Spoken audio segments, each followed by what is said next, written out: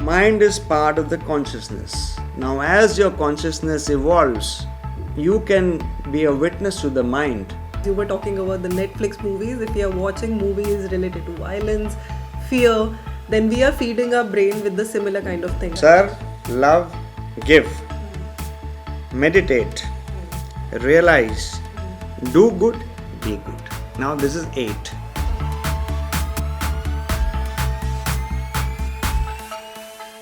Spirituality gives people something to believe in and also a sense of structure to our lives. It's deeply rooted in understanding the meaning of life and resides within us with our own personal beliefs. With that comes a number of questions in our mind. How is spiritualism so important?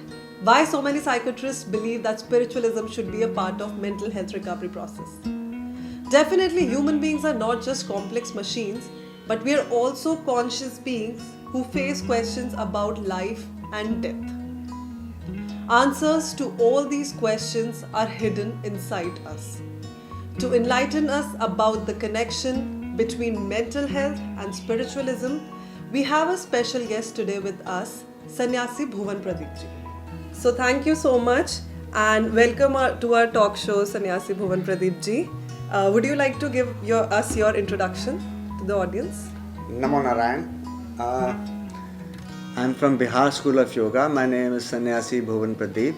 I've been initiated in Dasnami sect in Niranjani Akhada by Swami Niranjan Saraswati from Munger.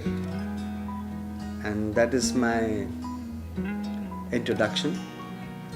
And I met Akanksha a few days back, and she said she'd like to know certain things about our preachings and other things. So I said, please. Yes. Welcome. So let's begin with the interview. So my first question to you is that what is spiritualism and why we should not confuse it with religion? So I like to say that religion, there are many religions in the world, and a religion should be considered as a tool in spiritualism. By spiritualism, I mean when you evolve your consciousness. When your consciousness evolves, that is spirituality. The spiritual life begins when your consciousness evolves. So be it any religion, Hindu religion, Muslim religion, Christianity, Parsi, all roads lead to the same destination. So I feel spiritual life starts and you begin your religious life. Use religion as a tool and get into the spiritual life. Right. So as you're saying that religion is a tool to reach spiritualism, so why is this spiritualism so important when we talk about mental health these days? So can you tell us about more? See, with this, I'd like to say is nowadays people are having, as you said, mental health. Now, as per the mental health is concerned, it is more important, and physical well-being, social well-being is all connected to mental well-being. And mental well-being means mind management. Now, mind is part of the consciousness. Now, as your consciousness evolves, so you can be a witness to the mind, and then automatically all your actions will be streamlined, and you can have a better life socially. You can have a better personal life, you can have a better professional life, and everything will fall in place correctly, and there will be discipline and there will be order, and you will be full of bliss. I would not say happiness, because happiness is momentarily, but you will be in a state of bliss. So that's what I mean by starting your spiritual life, and it is connected to your mental health, and mental health is good, then your physical health will be good, and your social health will be also good. Right. Okay, so as you know that anxiety, depression, stress, and so many other mental health disorders are rising today, or you can also say that we are now becoming aware of them nowadays than earlier. What is your thought about this? How is spiritualism connected to the same thing? See, Akanksha, see, once you start following a routine, for example, be it any religion, like we brush our teeth, we take a bath, if we do a certain amount of meditation on a regular basis, or whatever religion you follow, certain holy practices regularly, then once your spiritual life starts to come in place, automatically these things like stress, as you said, anxiety and depression, they will not affect. Slowly they will be, you will learn to be here and now. Nowadays, by anxiety I mean we are always thinking about future. When you're thinking about future, there are three layers of consciousness running at the same time.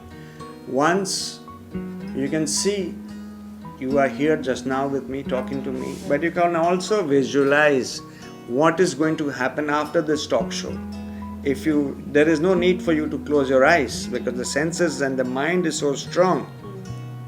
It can show it on a projector, like we call it here, Chidakash. In our Bihar school of terminology, we call it Chidakash. You can see what is going to happen. It will materialize. And also you can see simultaneously what happened before the interview. You were adjusting the cameras, so you can immediately relate to the past. So when you are thinking too much of the future, you are in anxiety. And when you are dwelling in the past, everybody maybe has some certain issues in your back life. They keep coming forward and they disturb your now. So that makes you depressed. Right. So anxiety and depression are as a result of, because you are not here and now, you cannot focus.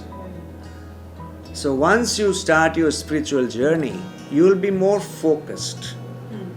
For example, we start in one of the practices of Bihar School of Yoga is Tratak. Tratak is we light a candle and we sit in any meditative posture and we just look at the candle flame. Say for a period of not more than 3 minutes.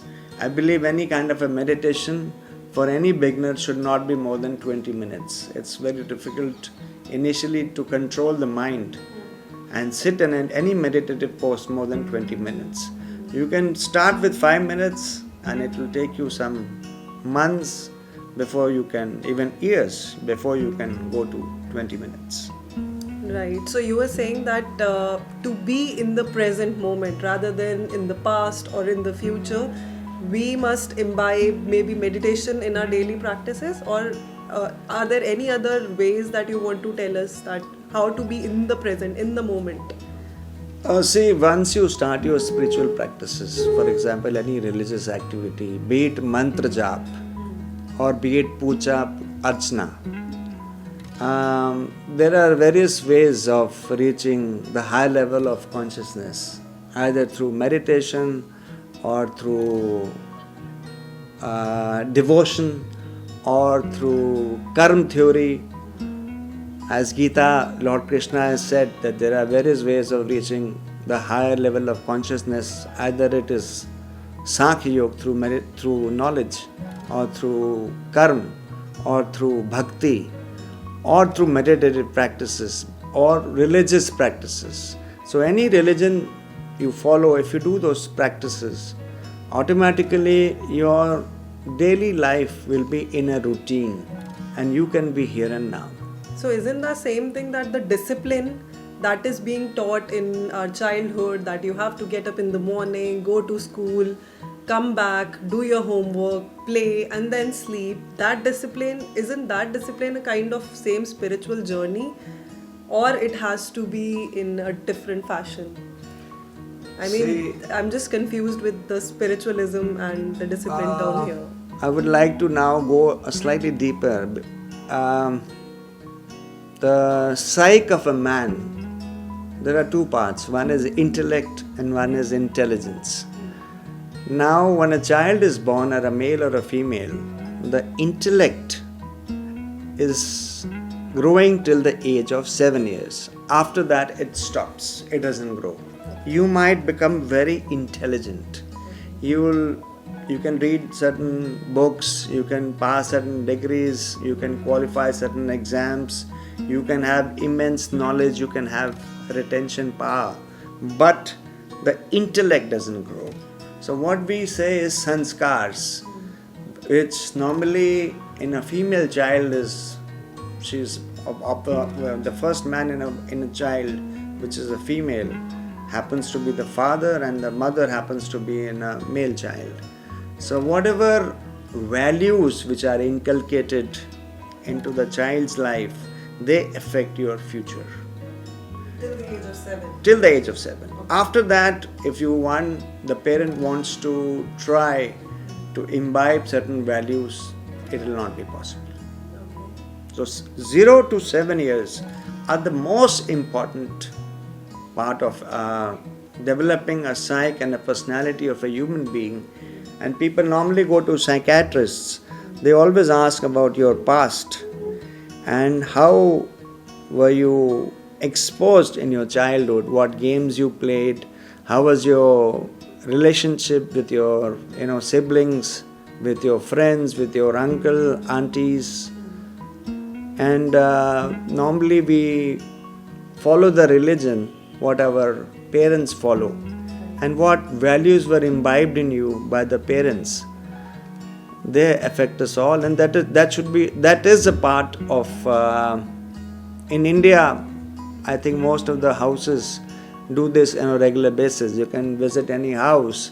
Normally before going to the business, the father will always do some puja archana, or the grandmother will get up and do some puja, or even if it is a Muslim family, there are people who do 5 bari aap namaz padhte hain.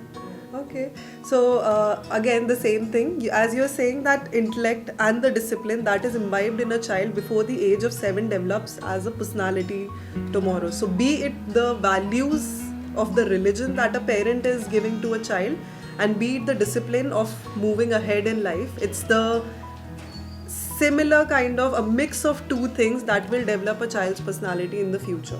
Right? But why is it happening that anxiety and depression is coming again and again in everybody's life these days, despite having good values? And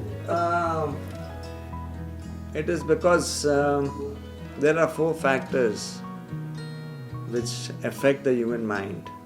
One is bhay, nidra, ahar and methun. Now these have to be addressed individually, and there has to be sway adhyay. Once a person reaches a certain amount of maturity, these 4 aspects have to be looked into. So and the 4 aspects, can you repeat them? Bhay is the fear. And the nidra. Next nidra is the sleep. No. Bhay means, I'll explain. Bhay is fear of the unknown. Agyat ka bhay, meaning everybody is bothered. For example, I'm getting late to office. You're driven and propelled by fear. If I don't complete my mission, my boss will be angry. I don't reach home, my wife will be angry.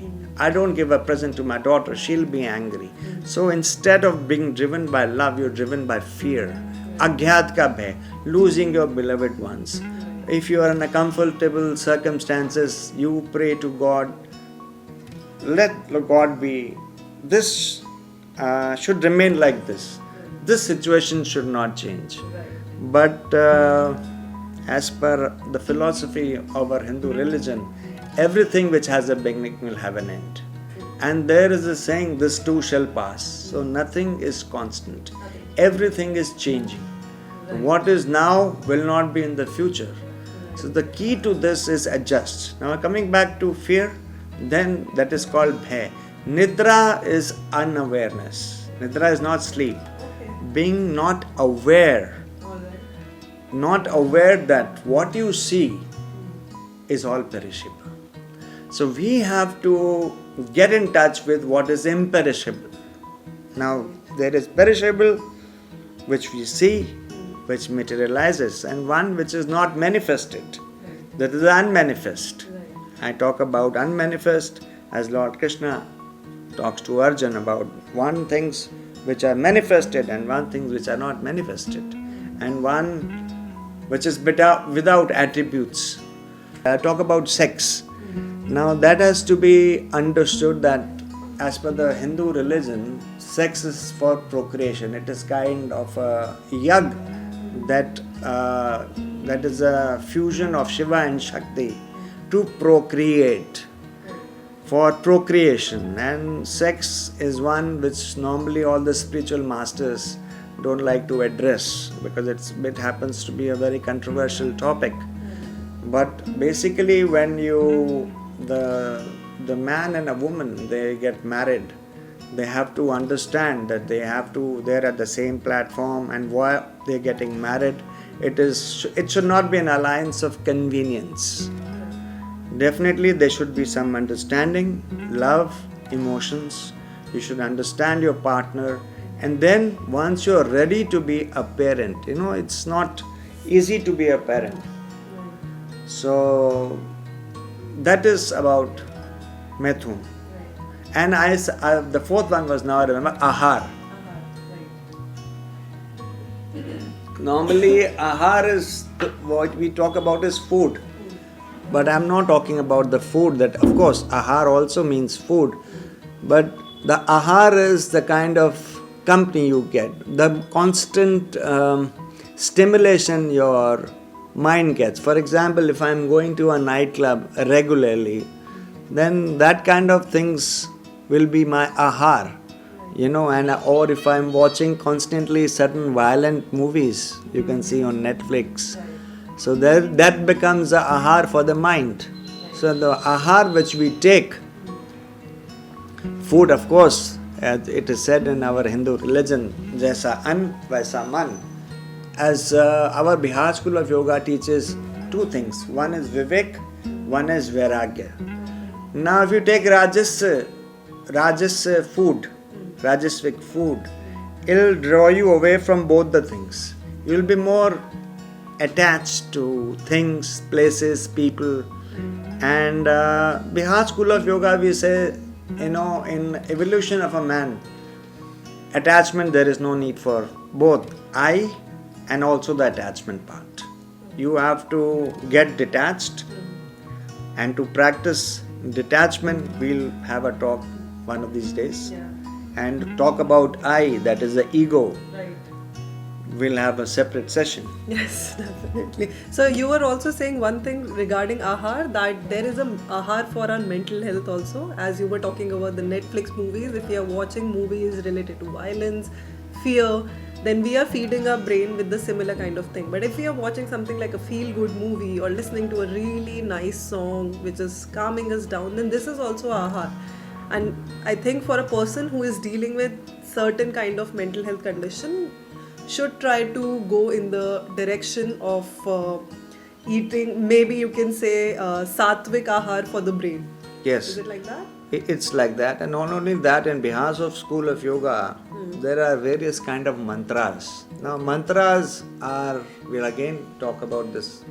There are different aspects in our Bihar School of Yoga. One is Lay Yoga, one is Swar Yoga. Swar Yoga is, breath is having different kind of colors. Then we learn about different pranas. There are different pranas in the body, and each has a different color, and the pranas are responsible for your digestion and how to control and manage them. One is Nad Yoga, about the sound. Okay. So sound has a lot of effect, and all the mantras then in the Hindu religion, for example, Gayatri mantra is for wisdom.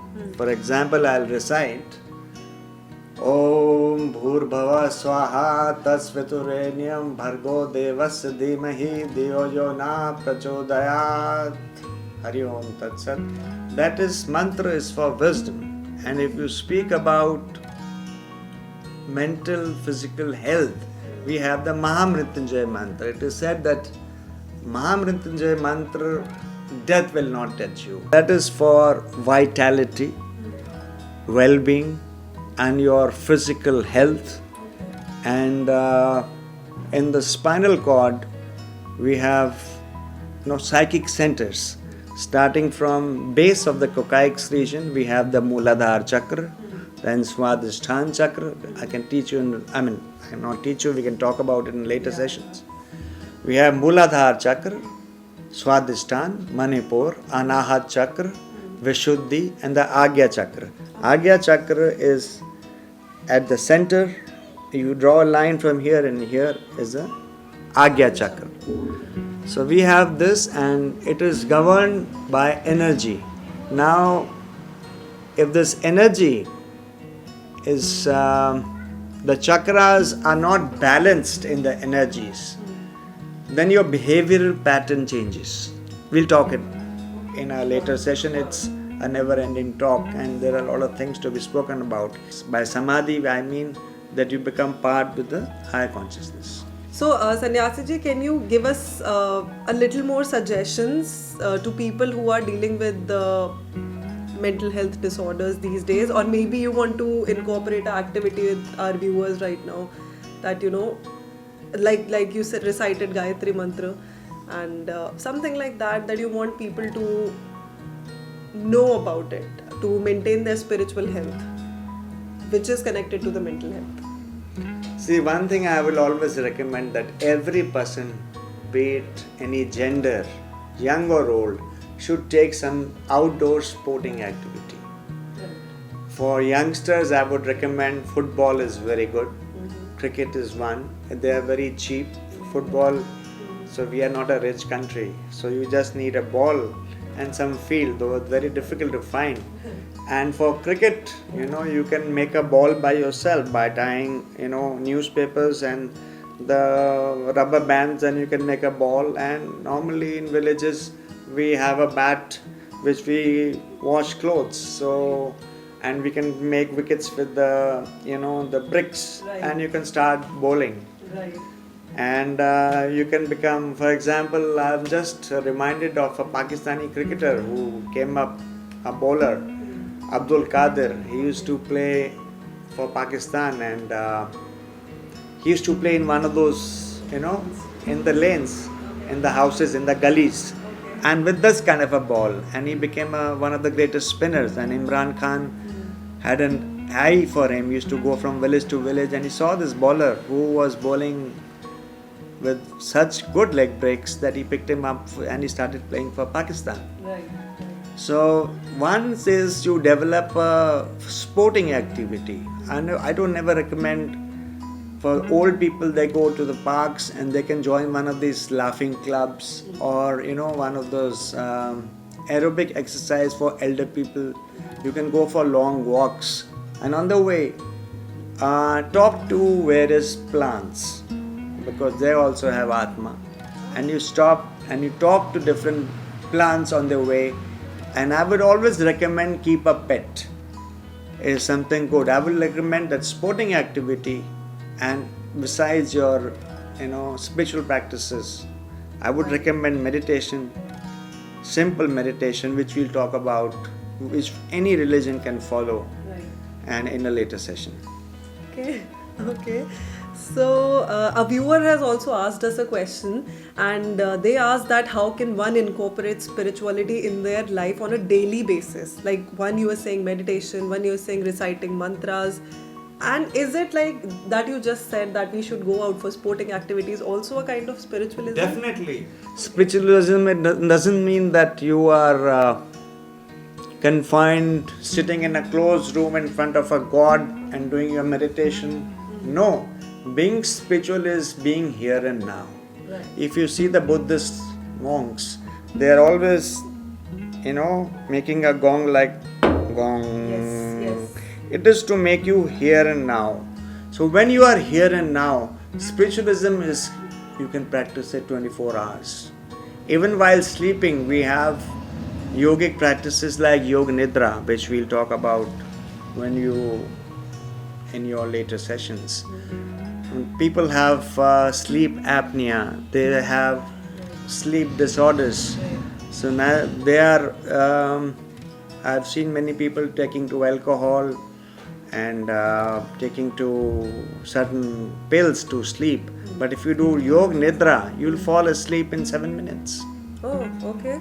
So, sir, we would also like to know that if somebody is willing to go through a mental health recovery process, then, or maybe they want to imbibe spiritualism within them in a regular basis, then what is the right time to begin study of spiritualism? I mean, is there a right time, or I can start at any time? And plus, I also want to know, this has been a question put up by a viewer only, that should a person follow a guru, read a book, listen to a podcast or something, or anything specific to imbibe spiritualism within themselves every day? First is mostly people nowadays, there's so much of stress, so much of anxiety, so much of depression. It is a very competitive world, a cutthroat competition. In our days when I passed out, 60% was considered very high. Nowadays 60% is considered a failure. Anything 95 plus is considered okay. So the competition is very high, and naturally the stress levels will go up because you need performance, and performance is you have to give your performance and then choose your occupation. So mental health will definitely get deteriorated because you'll go against nature. At night, instead of sleeping, you'll be studying, and in the daytime you'll take a short, as you say, power nap, which should not be done. So definitely it will increase the adrenaline level, and you must address your issues. The most important thing in a person's life is they are not aware that they are having a mental problem.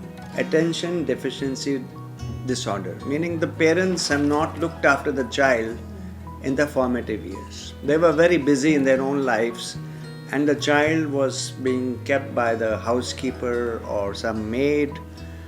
So values could not be inculcated in the child. So that is and then you have, every woman has 2.4 complexes and man has 3.2 complexes as per philosophy, as per psychiatry. So now they get enhanced as you are more exposed to, you are vulnerable to this Maya, as we call it. Maya is, naturally we would like to go to some nice theater. The world is so attractive, we would like to eat some exotic foods or some drinks, or go to high level parties. It's so attractive that you fall into the trap of Maya, and you want to follow that routine or something, and late night parties. So definitely problems do come up. Only thing is you need to address them. Now most of the people are having multiple anxiety disorders, they are having sleep disorders, they are having a very serious issue nowadays. Most of the people are having bipolar disorders. There are personality disorders. I mean, it is very strange that they are not able to address it. First, you have to address, a person has to realize, for example, I have a bipolar disorder or have a personality disorder. Now, the personality disorder or any kind of a disorder is in the mind. And remember, the Bihar school of yoga says, neither are you the body, nor are you the mind, nor are you the experiences of the body, nor are you the experiences of the mind. You are awareness of the mind. Okay. So what you are yourself, who am I? Am I Akanksha? Or am I Sannyasi Bhuvan Pradeep? No, it is perishable. I am something which is imperishable. Now that imperishable is that I am. Now that I am cannot have any disorders. It is part of the Supreme Consciousness, which is full, whole and complete. Oh, okay. This is actually a very different part of spiritualism that I'm exploring today, which is actually okay. So, but like if somebody is having, like you're talking about ADHD here, you're talking about bipolar disorder, personality disorder, but during the recovery process, or when you say that if somebody is already conscious that something is wrong with them, should they go to a psychologist, a psychiatrist, a therapist? There are cognitive behavioral therapists nowadays. They will make you understand what kind of a problem you are having. A psychiatrist or a psychologist, psychoanalyst, there are a lot of people. You're not mad. The phobia is normally we have a stomach ache. We go to a doctor. I have fever, I go to the doctor. But if you are mentally sick, you will never accept it. You will have a strange behavior with your wife, with your children, with your animals. You might be rude, you might be violent. So you have to understand that. But this could be because of the societal pressure that you're saying. Societal pressure, under stress or anxiety, you are dwelling in the past. What will happen if this mission is not accomplished or this work is not done? And suddenly your wife comes up and says, what the bloody hell, we had to go out for shopping, and suddenly you can't, take it, and you get irritated. And she says, what did I do? You started shouting at me. I didn't do anything. But he is dwelling in, he's thinking of the future. He's also thinking of the past. And suddenly, in the thought process, he's not here and now. Now, here and now is he has to see that his wife is coming and it's a marriage anniversary. You are supposed to do whatever the social norms are. Okay, right, this is true. Okay, so you're saying that of course it's good to go to a psychologist or a therapist if you are dealing with a problem, and imbibe spiritualism within yourself to be here and now and in the present moment, right? I will, like to add something. Yeah. See, if you go to a psychiatrist, it's a big statement. Or a psychoanalysis or cognitive behavioral therapist. Once a problem like these kind of disorders are set in, the pituitary gland stops to secrete certain happy hormones.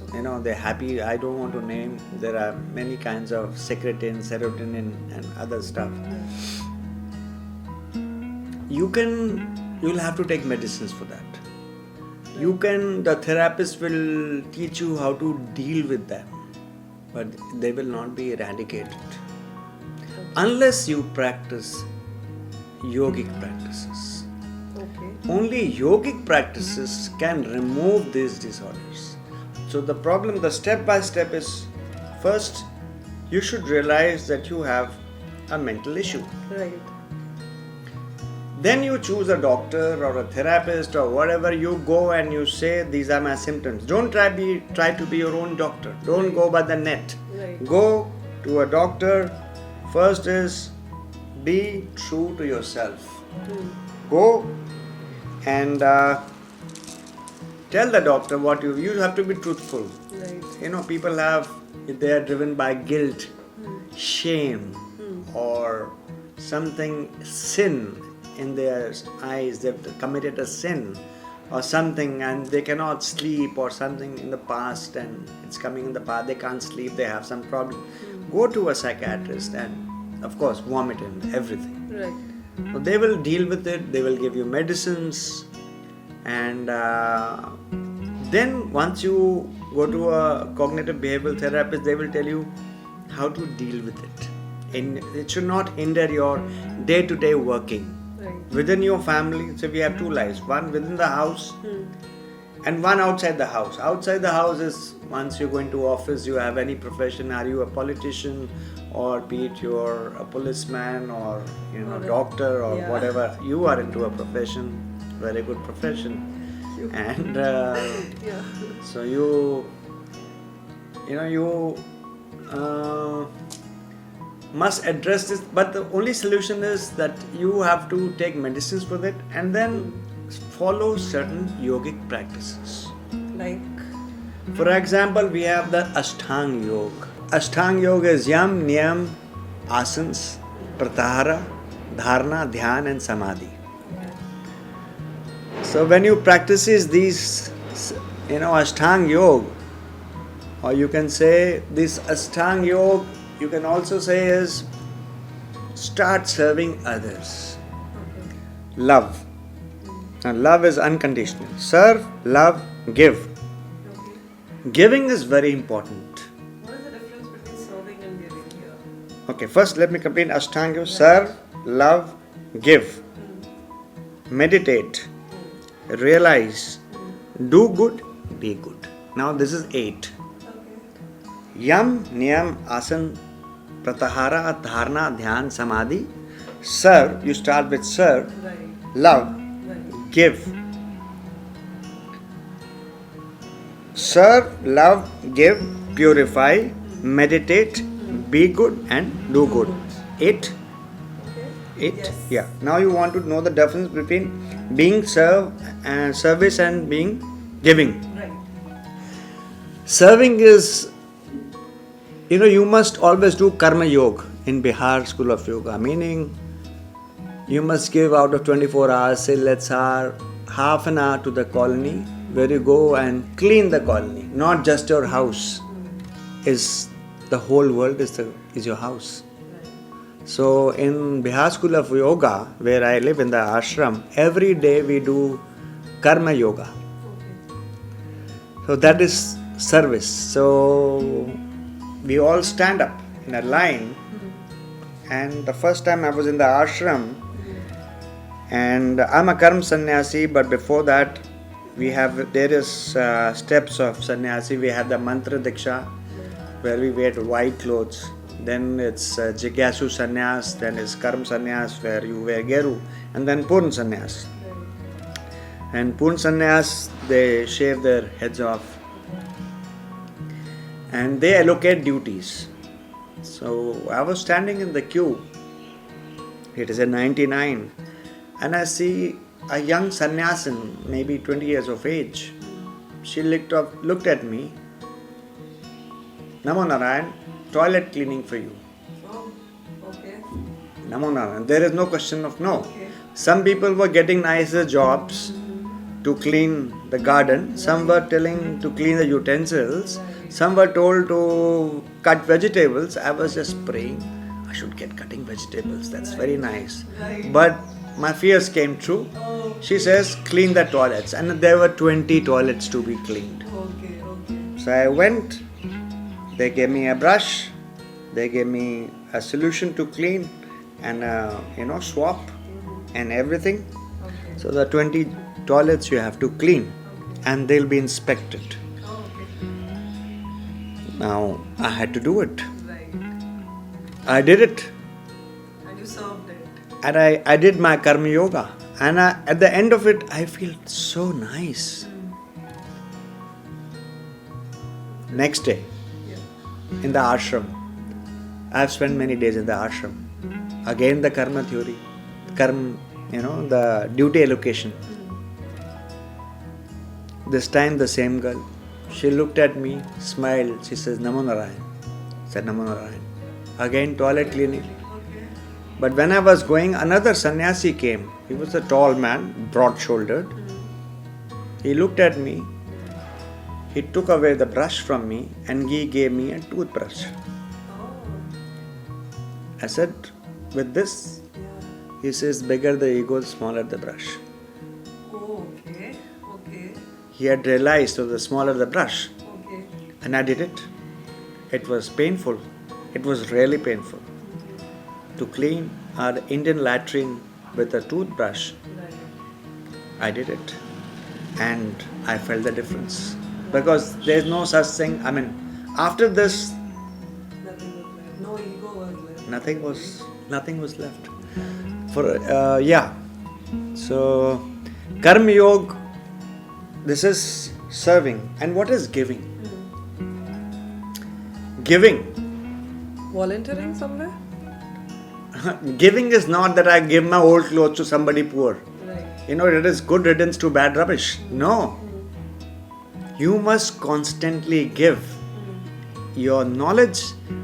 Well, someone who needs it. You have to be using, of course, your vivek, as I said. Yeah. Not try to brag what you know, or some kind of maybe your neighbor, your aunt. Right. She's having no one to talk to. The sons and children are all staying in America or somewhere, and the parents are staying there. Most of the families I can see in Kerala. There are big houses, and only old couples are staying there. Children, Everybody has moved. everybody has studied IIT, Right. done their engineering, done their MBA, they're out. Right. They're in America. Right. Are they really happy? Probably not. Yeah. Lots of money, but lots of stress. lots of stress. वो कहते हैं, अब again sorry I'm speaking in Hindi, more material things that you have possess, more unhappiness it will get. कि वो कहते हैं कि you know सांसारिक चीज़ें के साथ प्रपंच जरूर आएंगे. Meaning you have more possessions. You like to possess. I have a car. I have a BMW. I see a new model coming up. I will say, look, like I can afford it. Why not have another one? Then you go for another one. For example, mobiles nowadays. Every 10-15 days you see a new mobile in the market. And I see someone, okay, I like to have a new one. That is Maya. You get sucked into it. And then it comes. So I was talking about giving. Yeah. So give something to a person who is not known to you, something that you love and which is new, as if you are giving to your brother, sister. For needy. You can't, for example, give a mobile to a beggar. But if you see that, yes, it's a girl, she needs a good jersey, buy a new one and give it. And the price tag should be high. And forget after giving. Exactly. It's the knower, the giver and the receiver should not meet each other, because then expectancy arises. You know, if I give you a pen, Akanksha, I'll tell you, look, Akanksha, in the back of my mind, I gave you a very expensive cross pen. What are you going to return to me in my birthday? That is true. So immediately you calculate the cost of the pen. Oh, a cross pen 6,000. Okay, must give him 3,000 something in return. That is true. No, that is not giving. Okay, all right. So we have to, take this interview to an end now, because it was really amazing to talk to you about the spirituality, mental health, and of course the stories that you have shared with us. So thank you, Bhuvan Pradeep ji, for your time today. I would like to end with a prayer, if you admit it. Please.